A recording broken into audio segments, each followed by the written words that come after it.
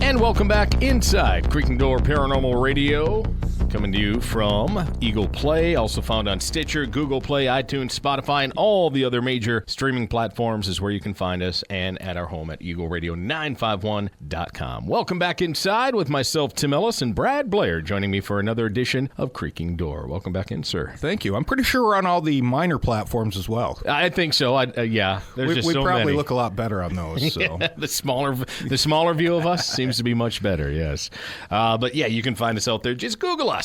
Do that Google thing, and you will find us. But good day, good evening, wherever you're listening to, and whatever time you're listening to us at. We appreciate you coming back inside the Creaking Door, as it's been a bit. I think we're about 4 weeks out from our last show. We are. That was just before Christmas, I believe. With Mr. John Tenney. That was. A lot of fun. Yes. Yeah, and we've been working on setting up other shows since then, but due to scheduling issues and whatnot, it's kind of pushed us down the road a little bit, but very excited for our show today. It's been a heck of a start to the year. That it has. And we are way over our average snow up here in the blustery north country of Michigan's Upper Peninsula. Yeah, and as we look out the studio windows, I see more snow falling. So, yeah. Yep. So only 3 more months of winter left, though. So yeah, there's that to look forward to. That damn groundhog, Punxsutawney Phil, told us we were getting more snow, or at least longer snow. So, yes. Yeah, but we're used to it up here.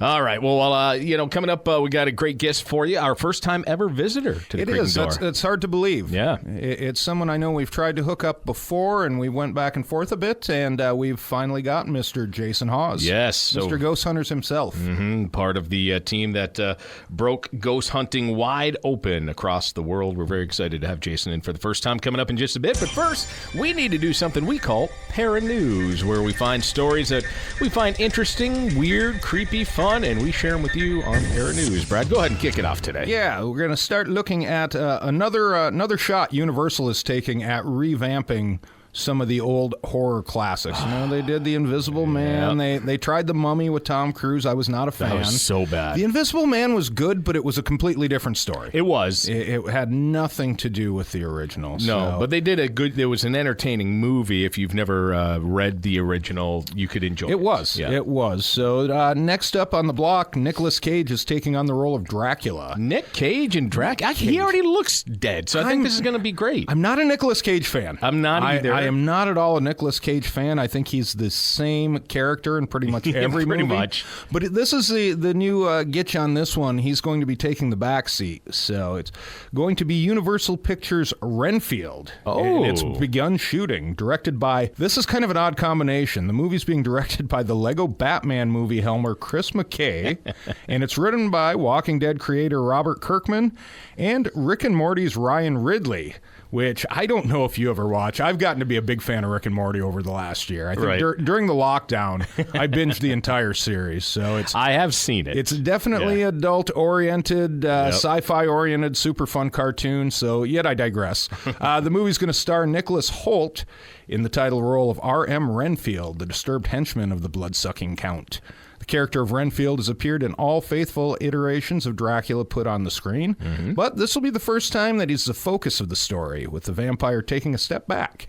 In Bram Stoker's novel, Renfield is being held in an asylum when he's first introduced and is obsessed with eating any living creature that he can get his hands on, including insects, spiders, and birds that manage to be lured into his cell. Throughout the story, he's suggested to be under the influence of Dracula, but is eventually killed by the Count after attempting to save Mina Harker from the vampire's clutches.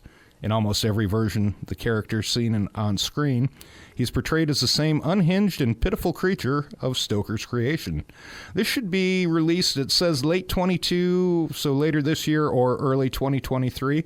I think it'd be great to get in this year with it being the 125th anniversary of the release of Dracula, the novel. The novel, right. So that you're right. That'd be a great tie-in. That would be. All right, interesting. A lot of marketing opportunities there, Universal. Yeah, hopefully they're on top of that. But they did hire Nick Cage, so we'll see. It's not often you hear NASCAR and ghost stories involved in the same story, but this time you're going to. A man is facing a litany of charges for allegedly driving the wrong way on a Las Vegas freeway, offered a truly bizarre explanation for the motor vehicle misadventure when he told the judge that the ghost of NASCAR legend Dale Earnhardt Sr. told him to do it. Yeah. The troubling incident reportedly occurred on Friday afternoon when police say Daniel Assaf entered the southbound lane of Highway I-215 and began heading in the opposite direction of traffic. The incredibly dangerous drive caused multiple car crashes but fortunately no one was hurt in the chaos. But he was arrested. Appearing in court on Tuesday, the accused wrong-way driver stunned observers when he said that he had been instructed to make the perilous trip by the spirit of Dale Earnhardt Sr., and reverently referred to the late NASCAR legend by his nickname, the Intimidator.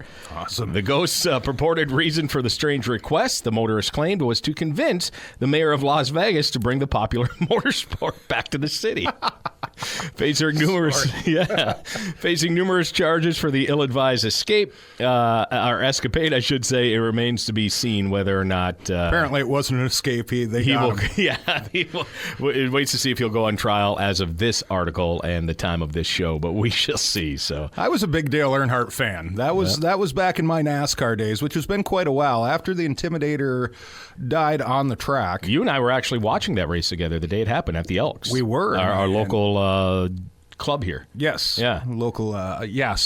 No, after that, I watched for another year or two, and they started changing all the rules and changing. I tried to turn it on last year and watch a NASCAR race, and I had no idea what was going on. It's crazy. I had to call our buddy Ryan and say, what the hell's going on? They stopped and they're doing a second. Yep. What? Yeah, it's just not the same sport. Yeah, they literally stop it like twice through the race to make sure everyone can catch up again. Yeah, everybody gets a trophy. You got it. Coming down in 3, 2, 1. Well, it's been a while since we've talked about Bigfoot poop on the show, Tim. Looking at my calendar, yes, it has been a while. So we're overdue. We are overdue. Yeah. Bigfoot droppings in the woods can be easily mistaken as belonging to a bear or even a human, claims an experienced hunter. If it was easy to track the elusive giant, we'd likely have a lot more evidence of its existence. But that hasn't stopped cryptoid enthusiasts from searching for it. Beasts of the World, Hairy Humanoids author Andy McGrath has compiled a list of signs that the mostly nocturnal and solitary Bigfoot may be nearby. Andy says that although the secret creature are naturally curious animals attracted to human activity, I kind of hear the opposite on that a lot, but we'll go with Andy on this one. Right. They prefer to keep their distance for the most part, unless we trespass on Bigfoot territory, in which case they'll throw rocks, sticks, and even yell to intimidate hikers, Andy says. And small logs, we've heard. We have. We have heard that. So, as the name suggests, Bigfoot has big feet. Well... Yeah, which superficially resemble those of human feet, albeit on a much larger scale, averaging between 14 and 18 inches in length. Is this an intro to Bigfoot article? It's some tips from this book, I guess. Yeah, okay, gotcha. He has a flat foot, which is wider than humans, and appears to display unusual mid-foot flexibility, commonly known above Bigfoot researchers as mid-tarsal pressure ridge. All right. Andy explained, dung can provide useful information about the eating habits of hairy humanoids, but it's worth noting that no one knows their feces should look like. It's presumed that many of these animals are omnivores, and their excrement may be similar in content and appearance to a bear or a human, albeit on a larger scale. I would hope so. Yes. Bigfoot scat has yet to be scientifically identified. Unfortunately, without analysis, it's visually impossible to determine that you are looking at hairy humanoid feces. It is therefore imperative that other clear signs, such as tracks, hairs, preferably even a sighting, are present before reporting to the tax-prohibitive route of UKTN testing. So, okay. Yeah, so it's... So in other words, Bigfoot poop is as evasive as Bigfoot himself. It is. They seem to go hand in hand, or I don't know if you want to... there's some different analogies we could use for that. So yes, there is. Frighteningly, the story I chose that over was one about sea serpents actually being... the members of whales protruding above the water. That's what the actual sea serpent sighting is. Witnesses were seeing were whale dongs. Oh, so, all right. Oh, yeah. We decided to go. When you said members, you meant member. I meant members. I thought you meant like family members. Okay. All right. So we went with the Bigfoot feces instead. Probably a good call. We will share anybody that wants to read on the whales being mistaken for sea serpents. We'll put that up on our Facebook page. Please tell me there's no pictures. It was actually, well, there are, but it was a scientific article, but the title would not make you think so. Okay. Yeah, right. we'll pop that up on the Creaking Door Facebook page, so you can scroll through, find that, and if you are so inclined, read up about whale members being possibly Nessie. All right. I can't wait to see that article. I'm intrigued. All right, my final story here on Para News. You know, one of the things that always creeps me out about the Black-Eyed Kids legend, even before we learned about the Black-Eyed Kids, as a kid growing up, like I used to love to stay up late. I would watch the Three Stooges, and then it would go into like some late-night cheesy, scary movie, you know, and I loved it. But I would always sit there, and mom and dad, brothers were in bed, and I would just be waiting. What if I hear that knock on the door? Yeah, like way too late at night than you should be hearing it.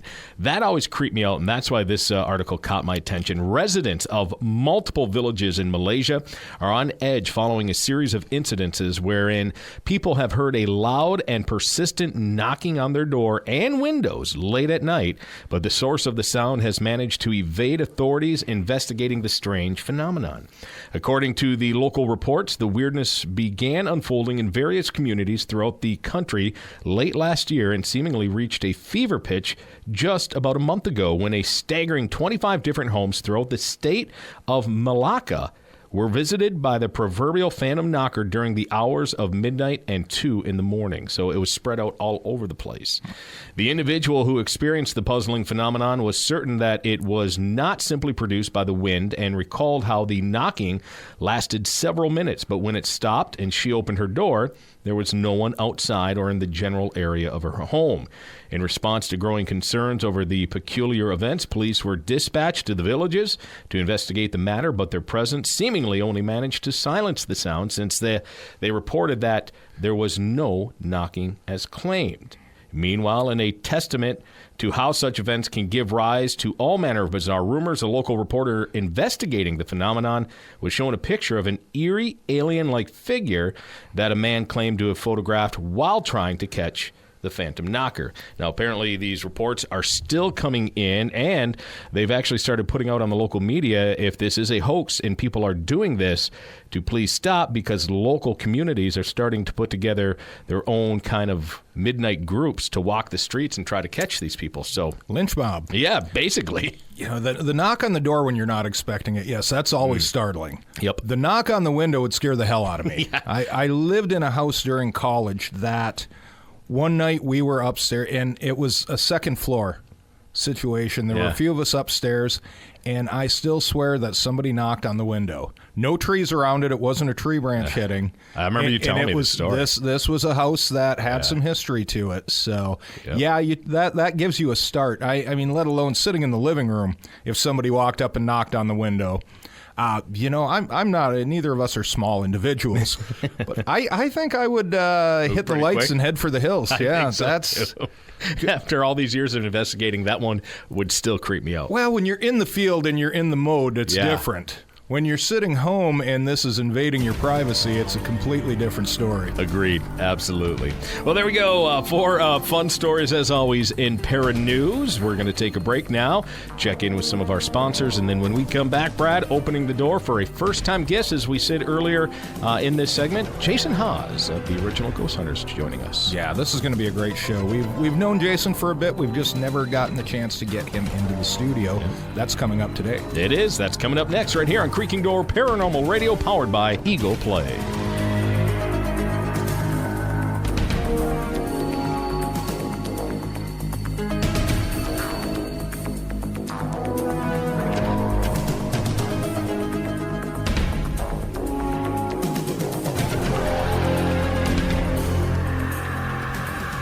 Our world is filled with hidden mysteries and wonders for those who open themselves up to possibilities that science has not yet explained. Tim Ellis and Brad Blair, two of the authors who brought you Supernatural Haunts, Upper Peninsula Paranormal Research Society case files, and hosts of Creaking Door Paranormal Radio, continue their exploration of the bizarre and otherworldly in their latest book, Great Lakes Monsters and Mysteries. Join Brad and Tim as they recount some of the myriad legends of the lore of the United States Great Lakes region, along with monsters of the deep you'll read of UFOs and alien encounters, shapeshifters, cryptids, both winged and terrestrial, imps, fairies, gnomes, black-eyed kids, haunted lighthouses, and phantom schooners. Tim and Brad also share some of the ghost stories and mysterious happenings shared from their listeners of Creaking Door Paranormal Radio. Get your copy of Great Lakes Monsters and Mysteries today at www.supernaturalhaunts.com.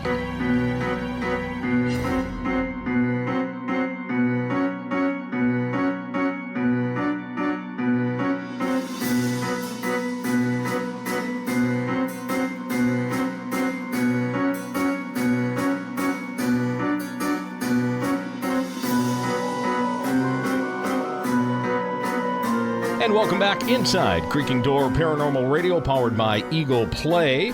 And Tim and Brad with you, ready to bring in our guest, Brad. We were talking in the opening segment of the show. First time ever visitor to the Creaking Door, and we've been doing this for a long time, so we're excited to have him with us. We are. You know, I think back, and I can remember years ago now, probably 17, 18 years, calling you one day on the flip phone and saying, Tim, you're not going to believe this. I just saw a commercial, and Sci-Fi Network is putting out a show on ghost hunting, which, as you know, Tim and I being experienced, I guess in the field you could call it experience. We've been at it for a number of decades. Yeah. I said, God, how boring is this going to be? Right. I was actually worried. I said, Brad, are you kidding me? Because, you know, if you're in the field, you know that it takes, you can go hours and hours and an entire night and have nothing happen.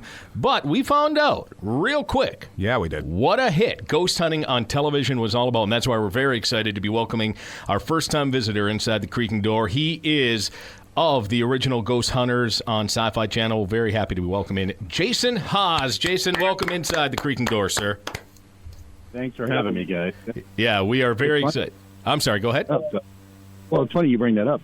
We had turned on doing TV like 5 times because we're like, who the heck wants to watch a show of a bunch of guys walking around in the dark investigating ghosts? It's gonna tank. It's gonna be boring. Right. So we would have known. 17, 18 years later, here we are. Well, you know, and of you guys who started it, you and Grant and that crew. I mean, you guys would know best. You were out there doing it, and you know from all the experience too how quiet and what you got to be careful you don't fall asleep sometimes, and how quiet those nights can be. But yeah, I remember reading or seeing an interview with you guys once, Jason, a long time ago. I mean, as you said, multiple people had come to you guys for this. One wanted to even, was it scripted out and put actors in place of you and Grant? Yeah, that's one. Just like, no, we're all set with that. But yeah, so, and that was the thing. I mean, initially they had talked about, well, we'll send a crew with you. You guys can investigate for a night. We're like, no, I mean, you investigate for a night. That's just a case. So yeah, that's why even doing the original Ghost Hunters, we're still at a location for a minimum of a week. So, but because I mean, you guys know, you can go there for a night and nothing happens. Nothing. And that's extremely boring. Or you can go there a week and nothing happens. So I mean, it's all a roll of the dice. Yeah, it really is. So let's talk first about the new season. The Ghost Hunters is back with a lot of the original people, with you, Jason, at the helm, and that was so exciting for the fans of the original show to see that happen. So let's talk about that first, and then I really want to dig into the history of how this all started for you guys. But how's the new season going? How does it feel to be back with a lot of the old crew, even though you stayed with Tango and Steve through Ghost Nation? But how does it feel to have everyone together under the banner of Ghost Hunters? Well, it feels great. I mean, the reason I said I wasn't going to do the reboot of Ghost Hunters because they want to cast people around me. Right. And nothing against the people that were casted on that show, but I didn't feel right. I mean, Steve, Dave, those people have been, Sherry, they've been with me Steve's been with me for 30 plus years, and I've known Dave forever, and Sherry's been a friend of mine for 20 plus years. So. And these are people who truly investigated the paranormal that I truly had a relationship with that shows on camera. I mean, you can't fake chemistry when it comes to being on camera. And I turned down the show, and we decided I went and talked with Travel Channel and to put a show together that had all of us in it as a team. So, I mean, when we were asked to take Ghost Hunters back as a team, we sat down and we discussed it, and all of us came to an agreement on, we'll do this together. And so we took the name back and we ran with it. I mean, the show's been doing phenomenal. The fans have really loved having people that they are familiar with back in that area. Right, absolutely. And it's been kind of an all-star mixture. You're throwing in people from all of the other Travel Channel shows. You guys have had Ghost Brothers on, the crew from Destination Fear. How's it been mixing these people into the melting pot, so to speak? Well, I think it's great because we've never looked at it like a competition thing. I mean, Ghost Hunters was the highest-rated paranormal show in history. So the fact of the matter is, having different people on there and their style, that I think is great because people get to see how different everybody is, and people doing things differently is what helps push the field forward. I mean, if we were all doing it the same way, you'd just be sitting stagnant. But I mean, us doing things our way, the Ghost Brothers doing things their way, Destination Fear guys doing things their way. I mean, that's all what helps push the field forward because you're testing out different methods and seeing what works and what doesn't. Yeah, and it reminds me of, I remember as a kid growing up with Happy Days and Mork and Mindy and Laverne and Shirley, and every now and then the network would allow those three to cross. All of a sudden, Mork would show up on Happy Days and vice versa, and I loved that. As a fan of the shows, it was so cool to watch them cross lines and see your favorite people together, and I get that feeling of what's happening here now with what's going on with you guys, Jason, which I think as a fan is really cool. Absolutely. I just wish the A-Team jumped on with the love. I think that would have been a great crossover. Yeah, I agree. Or what would a Fall Guy would have been a great one. Yeah. Okay. Yeah. So, Jason, all right, so everything's going good. You guys are moving along with the new season. And as far as, finding locations now for the new season, I mean, after all these years, you've got to have hit all of the major ones.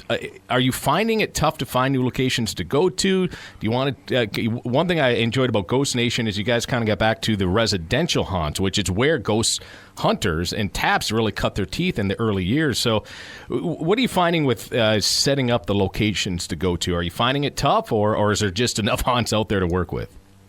Well, we have an endless supply of cases. I mean, Taps received, just last year, 92 million visits. So wow. We received about 1,000 requests over a course of a day. But and Nation was great, and we're going to be doing a lot more residentials. But it's been tough because the last two and a half years we've been dealing with COVID. Right. So the fact of the matter, trying to go to somebody's home and possibly infect them or in their family, or be infected yourself and take it home to your family, has really thrown a kink into it. Mm-hmm. But we're getting back to doing a lot of residential cases, and you're going to see a lot of them in coming up episodes as well. The next case that airs is us. It's called the Haunted House on the Hill, where it was Meatloaf's last investigation. The last thing Meatloaf ever filmed, and he was with us on that investigation out there, and that's a residential case. So the family was having a lot of different issues out there. So we're able to get out and really help them out and figure out what was happening. We're looking to do as many residential cases as possible.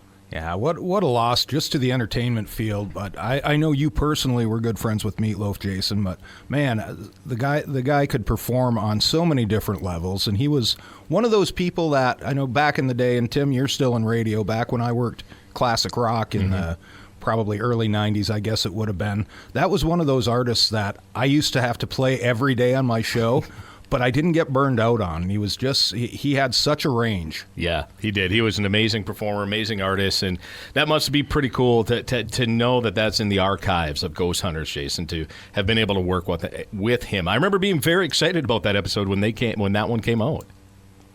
Yeah, and it's funny because when I first met Meatloaf, I mean, I kept on getting emails from somebody saying they were Meatloaf and they wanted to invest. And I would put it to the wayside because you get so many people pretending they're somebody that they're not. Yeah. And then, I remember being in an airport, I got a call and I picked it up, 818 number, and I picked it up and it's, I hear Hawes. And I go, who's this? He goes, it's Meatloaf. I go, F you are. And I said, oh. And I got a call back about 20 seconds later from the owner of the production company going, hey, this is Meatloaf. I'm going to put him back on. Don't hang up on him again. Well, come to find out, he had been following the show since the beginning and knew Taps even prior to that. He had his own experiences. He was a huge believer in the paranormal. And that struck off a friendship of him and I, which transcended the paranormal and him being a rock legend. To be honest, I totally, it got to the point where I didn't think of him as this rock legend because he was family to us. I mean, he would constantly be giving my sons advice on football and, wow. and the positions that they play. He treated my daughters as if he knew them since the day they were born. Him and his wife became extremely close with us, and it's just one of those things. People don't realize that you just kind of forget what the person's famous for because they're just family.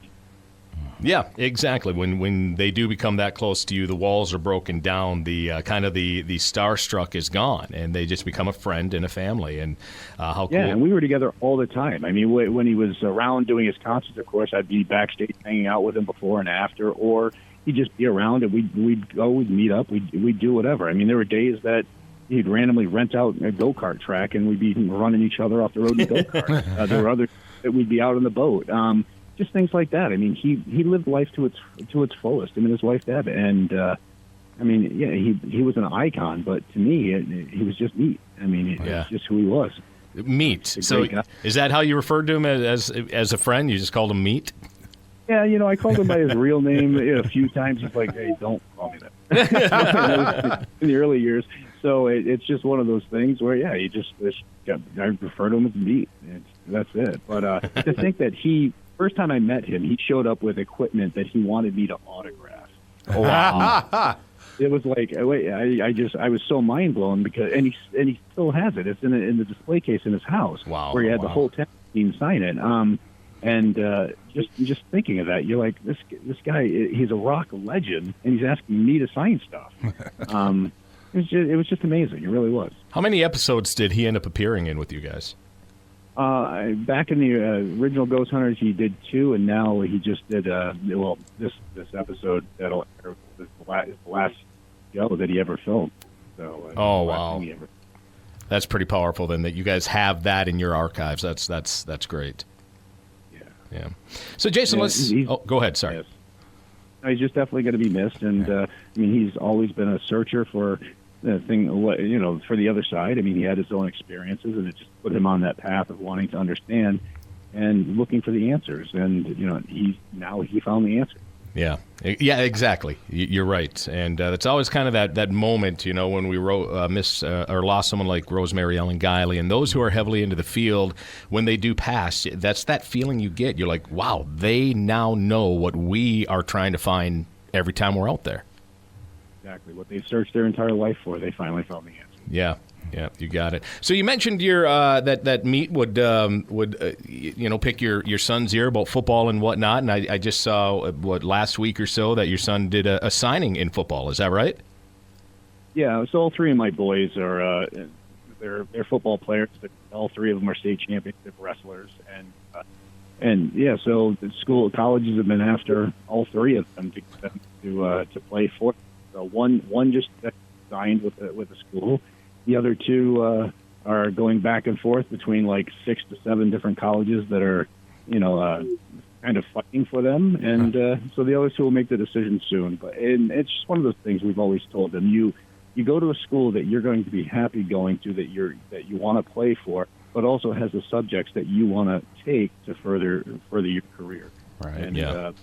and they're playing it smart. I mean, I've been blessed, I have to say. We have 6 kids. I get 3 girls, 3 boys. And for somebody, and our biggest concern was always me being in the TV industry now. It's like you see a lot of people who are in the TV industry whose families fall apart, their children end up having issues, and that was the biggest thing we made sure would never happen. I mean, my family's extremely tight. It's we're a close family, and I've been blessed with my children and the choices that they made in life.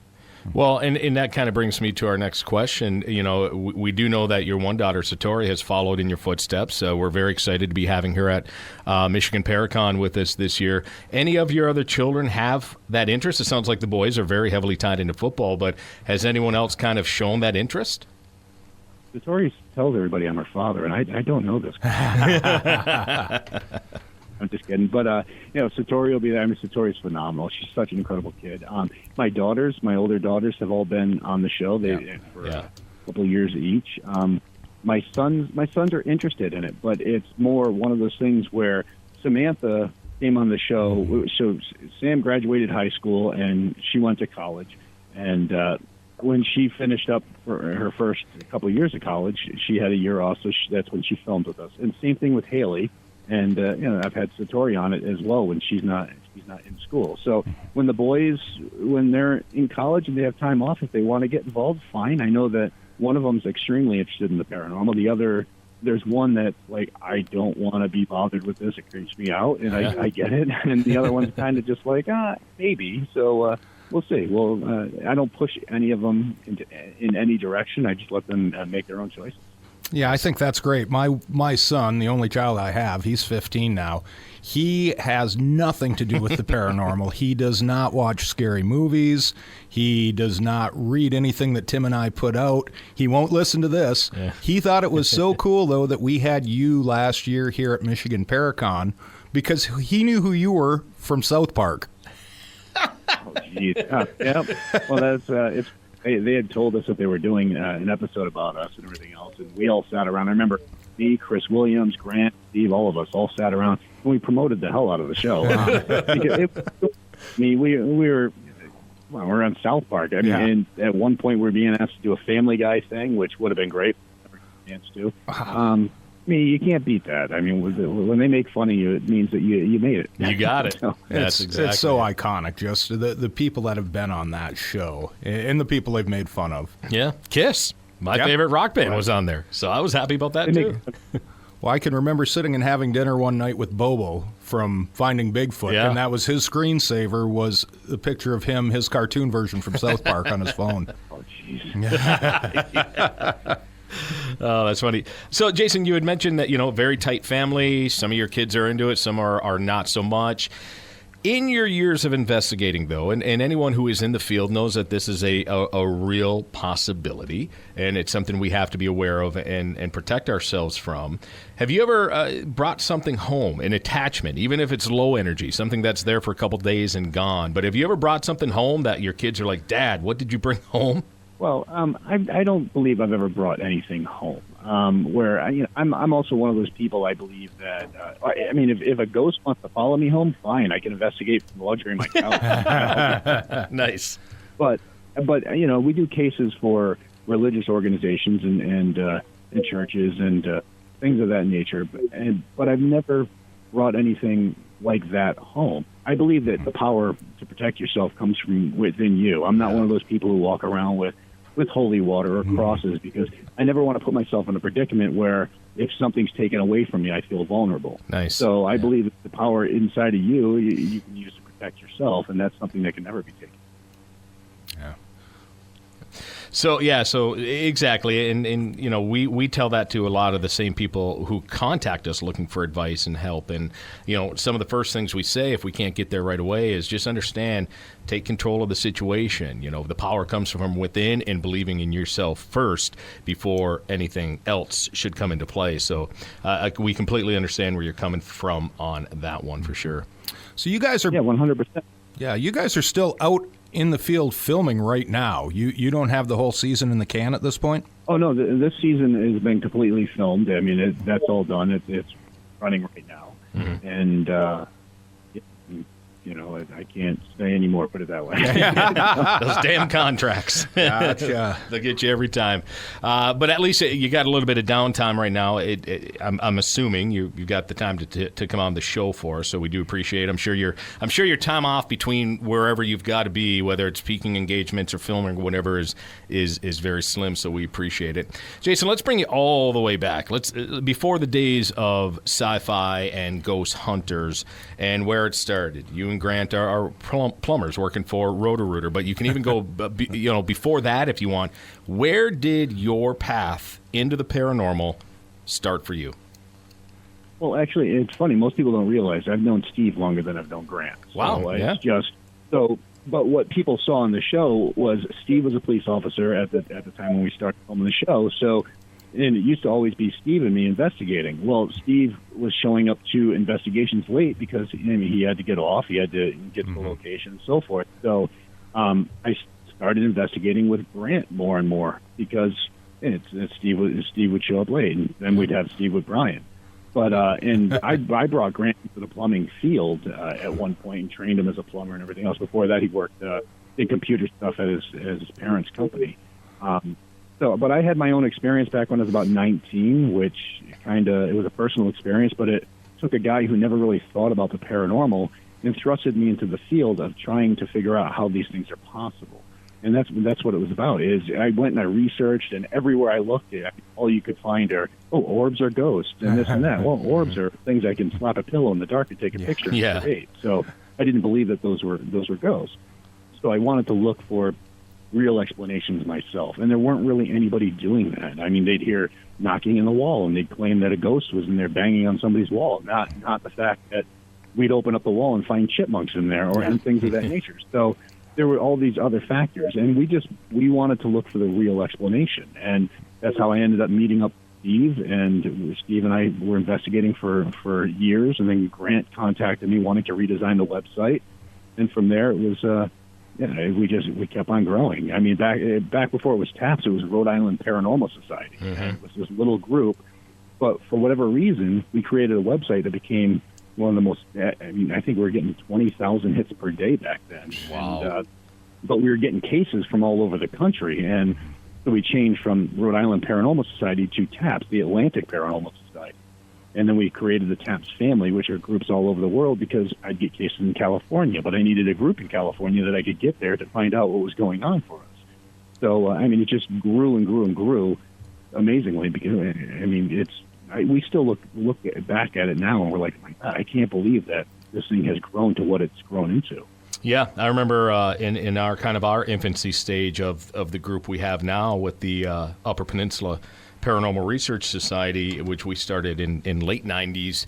In the early 2000s, right after TAPS and Ghost Hunters blew up, I happened to see that you guys were looking for TAPS family members, and we ended up applying and had to go through the whole interview. It was a process. I mean, we had to be interviewed. We had to send letters of recommendations. We had to prove we were in good standing with our local city government and whatnot. And I was impressed by that. We were impressed by that, on the fact that you guys weren't just letting anyone take that TAPS family name and run with it. We had to go through a process, and at that point, and that we became the TAPS family team for the Upper Peninsula in northern Lower Michigan. Well, and a lot of people don't realize. So, I mean, somebody can send anybody to your house, but now, what the TAPS family does is we have a system where all the members are criminally background checked, because I don't want to be sending somebody to some little lady's house with her children who has a criminal background.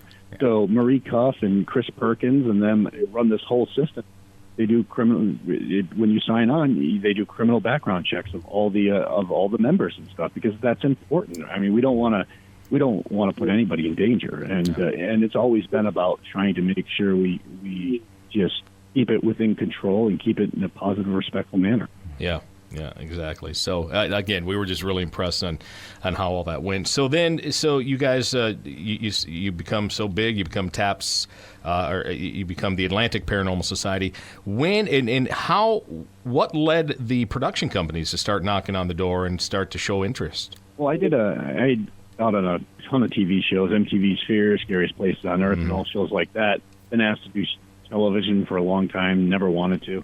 We did a New York Times article back in 2002 that this author, John Leland, this big author, came out and hung out with us, and we were able to debunk this haunting as a medication issue. Well, it went out on Halloween Day and ended up going viral. It ended up in 140 plus papers across the world. Wow. And we started getting contacted again by endless companies. And we just kept on turning it down because we didn't think it was going to really make sense to people who would tune into a TV show. And we met up with this one producer at the time of this small company, Pilgrim Films. His name was Craig Pelagia.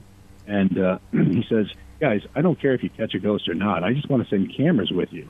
And he said, and one thing he said, which really stuck to me, he goes, if you don't do it, somebody's going to. And how are they going to represent the field that you love? Wow. And that was Nice. true. I mean, we thought about that. And as we've seen, there's been a lot of shows that have come and gone that really have not represented the field that we all love so Amen. that well. Yep. And so from there, we said, all right, well, so we agreed to do 10 episodes. They talked to a bunch of different networks. We agreed to go with Sci-Fi because Sci-Fi Channel at the time was a small little channel, like number 60-something on cable, and but they didn't want any ownership of anything, where most companies wanted, like, well, we want to own your merchandise. We want to be able to own the taps. And we weren't going to give any of that up. Mm-hmm. So we agreed to do 10 episodes with Sci-Fi, figuring the show wouldn't last past the first season. And who would have known that it would have taken Sci-Fi and made Sci-Fi number one of the cable channels on Wednesday nights for years. I mean, it took them from number 60-something to number one on Wednesday nights. And it was us and Mythbusters, our friends Tori, Carrie, and Grant, who were the highest-watched cable shows on cable for years. Yeah, that's amazing. How many times would you guys be sitting around the dinner table and like still pinching yourselves? Like, is this real?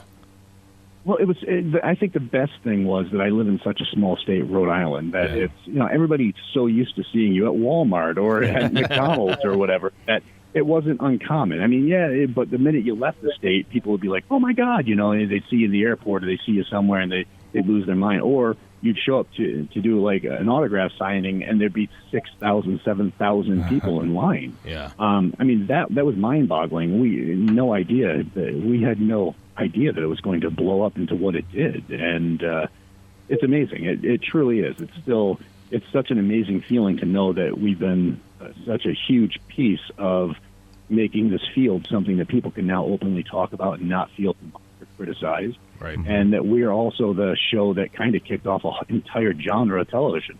Yeah, it really was. It was groundbreaking at the time. Mm-hmm. As I mentioned before, calling Tim and saying, I can't see how this is going to happen. Just walking around filming people in the dark, as we said. And the next thing you know, there's knockoff shows left and right coming out after Ghost Hunters hit. Mm-hmm. Yeah. Oh, yeah. I mean, at that point, I mean, I remember. Oh, sorry. Go ahead, Jason. No, it's just that, but a lot of those knockoff shows were literally copying our show. Oh, absolutely. The whole right down to the reveal. It's like, come on, guys, get your own idea. Yeah, exactly. That's the day I saw Animal Planet had a ghost show is the day I knew the industry had jumped the shark, and it was going to it had to implode on itself for a bit and wash that stuff away before it kind of got back on track. Yeah, and that's when it was like. Hey, we've been doing it for so long, and finally I had just gotten to the point where Sci-Fi was now, we were still the highest watched show on their network, but they were airing 4 episodes here so they could try to promote a new show, and 4 episodes there, and I got tired of it. And the fans were having a hard time trying to figure out when the show was going to be on, and finally I just said, enough is enough, and I decided to end my contract with Sci-Fi, and we walked away and took a couple of years off. I did syndicated radio from my house, and I had been offered to do TV shows numerous times. I said no, but now the boys were older, and so I was like, you know what? I'll get back into it, and I'll start doing what we love to do. Yeah, and the good news was that the love of the field was still out there because you guys broke down so many walls with the original Ghost Hunters that I don't know that this field will ever slip back to where it was. And again, I think it had to get outlandish to a point to come back to where I think we're steady and it's going to stay now. Well, and like you and I have talked before too, Tim, is before the whole Ghost Hunters show put the phenomena out there right into people's living rooms, we'd go in to work a case, and it was always just you were very low-key and quiet. You didn't tell anyone where you were going. Discretion was rule number one. And then all of a sudden, Ghost Hunters is there, and then Ghost Adventures is out, and Ghost Hunters International. And all of a sudden, it's the hot thing. And now we've got people calling us to come in on a case, and they're inviting their friends over, wanting to sit and watch the Ghost Hunters. Yeah. And it went from people looking at us like we had two heads when we told them that we were going out to this location to try and investigate for a haunting, to being, hey, can we get you guys to come over, and this is going on, and this, and all of a sudden everybody had a haunting for a while. For sure. But it opened a lot of doors for us, and we have to thank you, Jason, for being right there in the mainstream to help push those open. Before that, it was, people did not want to know that they had ghost hunters or paranormal researchers, whatever you want to go as with a title, coming into their homes. Well, yeah, and it's funny because just to see how crazy it got. I mean, and back then the web was still kind of newer, and but there were websites created to track the TAPS van. I mean, that's how crazy it got. People literally, there were websites that were designed to track our location where we were, and I mean, it was amazing to see what this really blew up into. I mean, just. I still scratch my head and I think, oh my gosh! But it's been incredible. It's been an incredible ride. So, did you ever end up at a location that you guys were at to film and have fans show up and disrupt things? 100%, yes. Yeah. There were a few locations. We were doing an old theater in New Hampshire at one point, and people realized we were there. And next thing you know, I mean, the police had to show up and everything because there were 700-800 people outside the building, and they were snapping pictures to the point where we couldn't investigate because the flashes were going off through the window. Wow! And so we couldn't air that episode. But we've had situations like that. But 99% of the fans are just phenomenal people, and I mean, you just let them know, hey, we're trying to do something. And they're like, sorry, no problem, we're out. They want to meet you. They want to talk with you, and we love that. I mean, I've always been very open with all the fans. I'm one of those guys who you guys have seen me. I mean, even when I was at the event, the fans make the show a success. Without them, you don't have a show. So I've always been one of those people where I'm happy to hang out with everybody and talk with everybody and just have a good time with everybody. I'm not one of those people who just TV. I'm a TV person. No, I'm very down to earth. Yeah, and trust me, as people who put on those events, that we can't tell you how much we appreciate that. Because we know that the fans and the guests who are coming to the Paracon are there to see you guys, and we have it at least once a year. At least one person a year seems to kind of just hide off in the shadows or doesn't want to be very interactive with the fans. And I get it. We have bad days. I understand that, but we want the people who come to our show and our event to have that ability to get to know the people that they have grown to enjoy and watch on TV and read their books and whatever it is. So when you were with us for the first time last year at MI Paracon, and trust me, we're watching. We're looking to see how people interact with the fans, and I couldn't tell you how happy we were. So thank you for that. Well, no, and I appreciate that, because I've always looked at it like people make the TV. TV does not make the bottom line, and TV comes and goes. So it's you can be canceled tomorrow. So it doesn't make you any better than anybody else to be on TV. And it's one of those things where I love talking with everybody. And I mean, because we weren't casted to make a television show. We were truly involved in the paranormal, where a lot of the shows that have come and gone are people who weren't even involved in the field, and they were, this person will be great on camera. This person will be great on camera, but they had no connection to the field. So we always were truly investigating the paranormal, and it was just something we love to do. So it's all about keeping it real. Yeah, and you had mentioned earlier in this interview, Jason, you can't fake.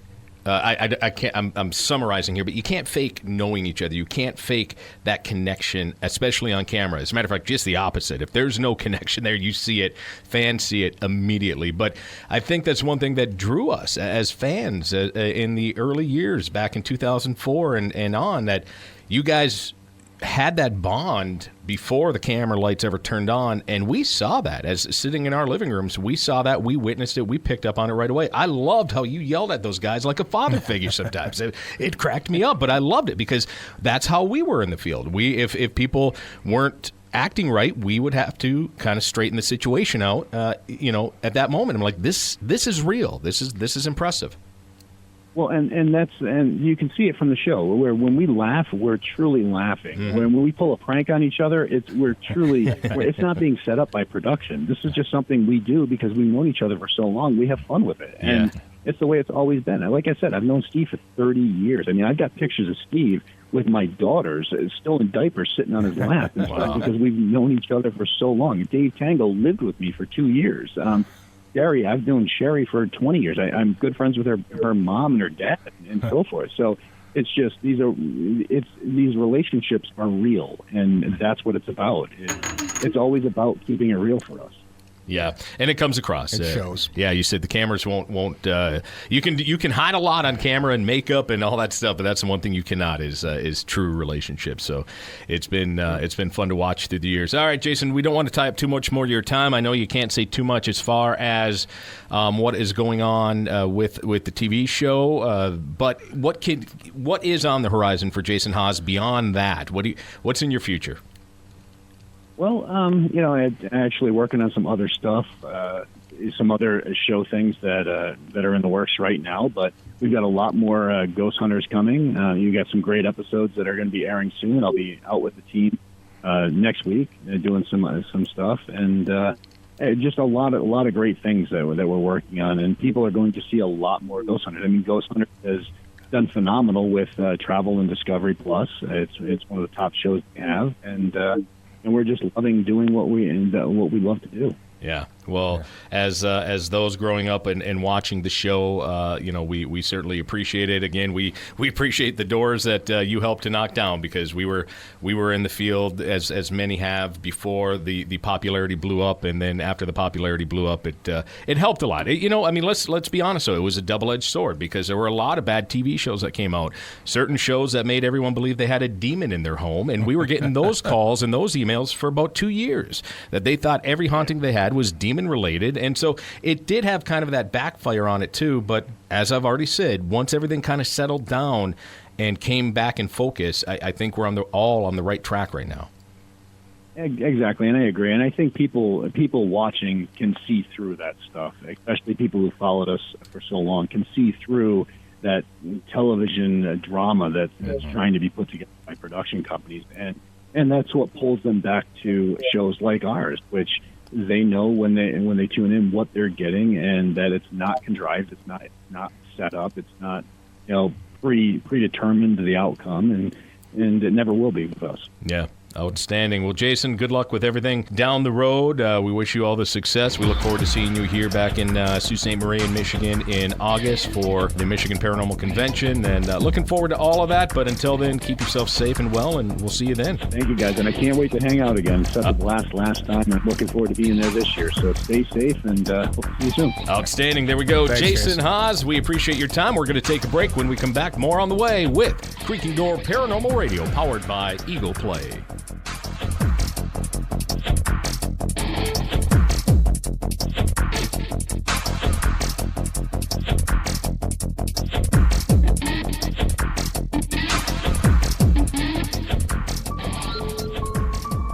Think of Michigan's Upper Peninsula as this scary attic sitting there above the rest of the state. I can think of no better guides to take you inside the history and lore than the guys of the Upper Peninsula Paranormal Research Society. Those are the words from writer and lead researcher for the hit TV show Ghost Adventures, Jeff Belanger. For over 20 years, the Upper Peninsula Paranormal Research Society has dedicated their lives to researching the paranormal. And now, some of their favorite cases are brought to life on the pages of their debut book, Supernatural Haunts. Come inside these pages with the team as they share intimately the history of each location and their experiences during their investigation. Learn their techniques and some of the most intense moments they have faced. True stories and true accounts of ghosts await you inside the pages of Supernatural Haunts by the Upper Peninsula Paranormal Research Society. Get your autographed copy today at www.supernaturalhaunts.com.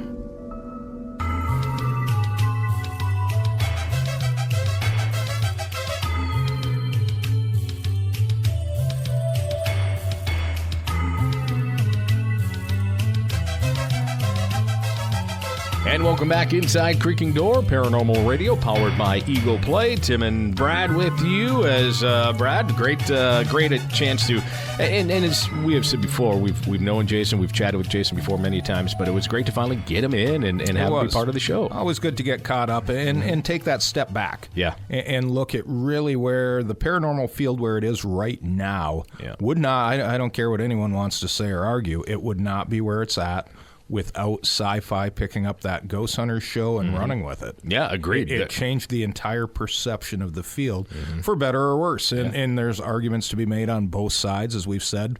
If nothing else, it has definitely opened up the field. It's made it a lot less of a taboo subject to a lot of people. And if nothing else, you can sit in your living room and go on a ghost hunt. Yeah, you bet. Without the fear of being grabbed from behind. You bet. And let's be honest, without that explosion of the field, MI Paracon probably wouldn't be what it is today. There'd be no call for it. Yeah. There would be no call for it. Yep. So, great to get Jason in. Great to get his perspective on some things going on. And great to be back in the studio. That it is. And with that being said, because it being the new year and things have been so hectic on our end, we haven't had a chance to get through mailbag. We do appreciate everyone who has sent them in. Remember, you can send us any ghost stories you may have or any questions you may have for us, and we'll go through all of them, and we like to share some of them on our show. We do appreciate it. You can find us on Facebook.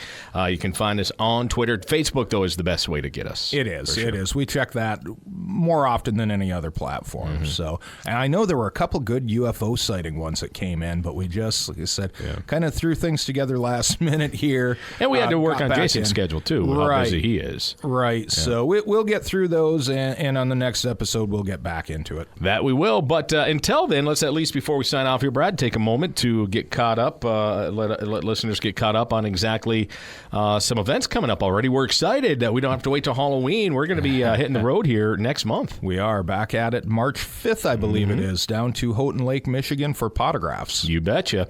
Potographs Parafest 3 with Tim Miley, and money raised helps to benefit local animal shelters. As a matter of fact, Tim's going to be back with us at Paracon this coming year, not as a presenter, but he had such great success from the people who came here last year and raised money for our local animal shelter, Chippewa County Animal Shelter, that he's coming back this year as a vendor to keep helping to raise money. Right. And this show, the March 5th show, I think Brian Kano's in that one. Paul Bradford. Yeah. Let's see. He's got quite a big lineup. Yeah, Tim Woolworth will be in it. Deb and RJ DeRoos, they live down in that area, and they put on the UFO Con every year, which we love being a part of. So it'll be a great show. If you haven't gotten tickets yet, you can hop on. We'll have all the details on our social media sites. You can pick it up from there. I believe there are still tickets available for that one. Yep. We have some other events coming up that we don't quite have all of the details on yet. Still waiting for some T's to be crossed and I's to be dotted. Yeah, and a couple of spring events coming up. Of course, Michigan Paracon 12, August 25th to 27th. Yeah, I got to check my schedule. Not sure I can make that one. Well, we'll see. We'll see who we can pull in for you there. But a lot of big signings going on over the holiday season for that. Of course, Jason and the whole Ghost Hunters crew will be back in. We just signed, this was a big one, Destination Fear. Yeah. Those kids are just, and I have to admit, I don't watch many of the shows at all. And I've caught an episode or two of that, and it's interesting. It's a little different from your regular ghost hunting show. Which I think they had to do. It's a different angle to it. They're a younger crowd. Man, they've got the followers on that. People were very excited that they'll be coming in. Yeah, look, the last 2 years, any response cards or even messages to the MI Paracon page, it's been tons of people wanting that. And understand, we take that stuff into consideration, and we look into it. And it took some work, but we're happy to It doesn't always work around scheduling, and filming schedules, different things that we have to work with, and our dates are set, so we're not flexible. But those guys are coming in. We just, Jason Hawes' daughter, Satori, and Cody DeBaines, the paranormal couple they're billing themselves on. They've been doing some episodes, and I believe they'll be doing more episodes of the new Ghost Hunters show. They're going to be in. Who else did we just pull in? We've got trying to remember. We were so many names launching on it this so year. many lately. Of course, the whole Kindred Spirits crew, Amy Bruni, Adam Barry, Chip Coffey, all coming back in this year. Yep. It's all at miparacon.com. VIP tickets are sold out. Supernatural VIP tickets are sold out. We've still got weekend passes available, day passes available. There's a few we're going to be doing. In fact, we got to say thank you to Amy Bruni. She had us on her podcast, On the Road. We had a blast on that one. Just last month, and we were talking about one of our hometown haunts, the Valley Camp. And you can go on a ghost hunt of the Valley Camp at Paracon with Amy and Adam, and I believe the guys from the Tennessee Wraith Chasers, Chris Smith and Mike Gonzalez, are also going to be in on that one. And there were still some tickets left to that last I checked. Exactly. We haven't received word. We did receive word that our 3 vendor rooms are officially sold out right now. Yeah, there is a waiting list. If we can get more room from Kuwaitan Casino, we will add a few more on, but I think it's going to be very few at this point if it happens. So, of course, that's always one of our big highlights of the year is Michigan Paranormal Convention. We've got a handful of library presentations coming up. We have a few other events coming after Paracon that we can't quite talk about yet. Not quite yet? It's going to be a busy year. It is. So hopefully the snow gets out of here sooner rather than later. Yeah, fingers crossed on that. Ghost Brothers are coming back. Ghost Brothers are back. Happy to have over for the first time. She was supposed to be joining us last year. MJ Dixon flying across the pond from... Hopefully flying across. Yeah, fingers crossed. Fingers crossed as long as everything is cleared up and keeps going the direction it is on the COVID front. Yeah. So, we've got a lot of first-timers, too. Richard Eastep, Mike Ricksecker, Nikki Folsom, who we've had on the show before, coming in for the first time to present. So. Stoker's coming in. Dacre Stoker. Yes. That's one I'm looking forward to. He is, if you're not familiar with Dacre, we've had him on the show. We have. He is the great-grandnephew of Dracula author Bram Stoker, and he's out on the road right now for the Dracula 125th anniversary. Yeah. And he is an author in his own right. He is, and he's got a few books that he has written in the footsteps of his family. Yes. Which is great. Sometimes things just work out. We were so disappointed we weren't going to get to have him with us last year because of COVID. Well, then it falls on the huge anniversary of Dracula. Right. So couldn't have planned it better if we wanted to. Nope. I don't think. So there we go. Big lineup coming this year. Go to miparacon.com, miparacon.com, or follow us on Michigan Paranormal Convention on Facebook as well. All right, Brad, let's sign it off for another show, shall we? I agree. All right. It's been a good one. Always fun. Always great to get back into things. Welcome into 2022. Hopefully things keep going in a better direction. Yeah, I believe so. I think we're there. All right. On behalf of my co-host, Brad Blair, my name's Tim Ellis. Thanks for coming on Inside the Creaking Door, powered by Eagle Play. The Creaking